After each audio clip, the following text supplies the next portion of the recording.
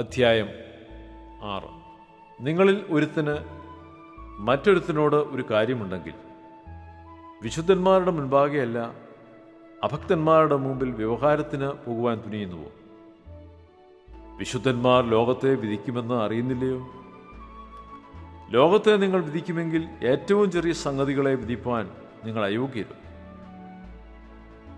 നാം ദൂതന്മാരെ വിധിക്കുമെന്ന് നിങ്ങൾ അറിയുന്നില്ലയോ? ഐഹിക കാര്യങ്ങളെ എത്രയധികം! എന്നാൽ നിങ്ങൾക്ക് ഐഹിക കാര്യങ്ങളെക്കുറിച്ച് വ്യവഹാരമുണ്ടെങ്കിൽ വിധിപ്പാൻ സഭ ഗണ്യമാക്കാത്തവരെ ഇരുത്തുന്നുവോ?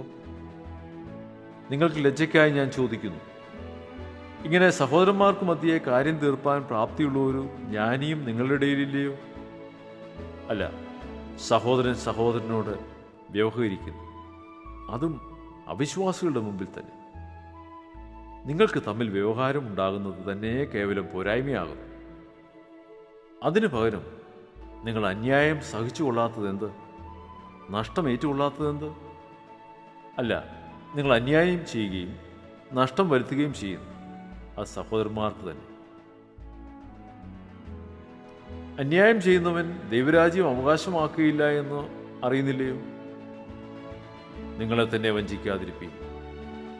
ദുർനടപ്പുകാർ, വിഗ്രഹാരാധികൾ, വ്യഭിചാരികൾ, സ്വയഭോഗികൾ, പുരുഷകാമികൾ, കള്ളന്മാർ, അത്യാഗ്രഹികൾ, മദ്യപന്മാർ, ദൂഷകന്മാർ, പിടിച്ചുപറക്കാർ എന്നിവർ ദൈവരാജ്യം അവകാശമാക്കുകയില്ല.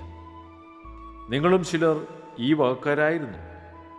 എങ്കിലും നിങ്ങൾ കർത്താവായ യേശുക്രിസ്തുവിൻ്റെ നാമത്തിലും നമ്മുടെ ദൈവത്തിൻ്റെ ആത്മാവിനാലും നിങ്ങളെ തന്നെ കഴുകി ശുദ്ധീകരണവും നീതീകരണവും പ്രാപിച്ചിരിക്കുന്നു. സകലത്തിലും എനിക്ക് കർത്തവ്യമുണ്ടെങ്കിലും സകലവും പ്രയോജനമുള്ളതല്ല. സകലത്തിലും എനിക്ക് കർത്തവ്യമുണ്ടെങ്കിലും ഞാൻ യാതൊന്നിനും അധീനനാകുകയില്ല.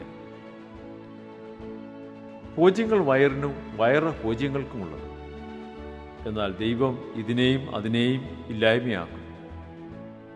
ശരീരമോ ദുർനടപ്പിനല്ല, കർത്താവിനത്ര; കർത്താവ് ശരീരത്തിന്.